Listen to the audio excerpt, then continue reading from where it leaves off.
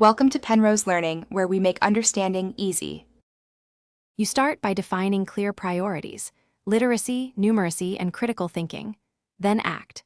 First, audit curriculum gaps and resource shortfalls so you know where to focus. Once done, select 2 pilot schools that represent diverse contexts and deploy a tightened curriculum plus teacher coaching cycles. Make sure to set measurable goals and allocate 10% of discretionary funds to training and assessment tools. This funds rapid learning about what works. This immediate start reduces paralysis and creates evidence fast. You now expand what proved effective while building reliable systems.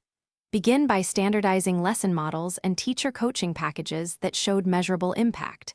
Then implement data dashboards that surface classroom, school, and district progress daily. This lets you spot problems early. Make procurement, hiring, and resource allocation follow evidence. Redeploy funds to cost-effective interventions.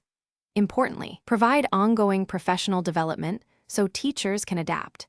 This sustains change and turns pilots into system-wide practice without losing fidelity.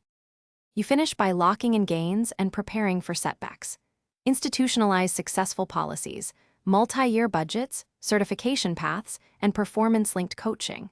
Conduct annual independent evaluations to measure effect sizes and inform adjustments.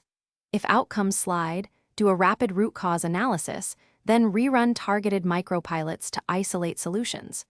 Make sure to communicate transparently with educators and communities so changes stick. One key troubleshooting tip: when impact lags, stop broad roll.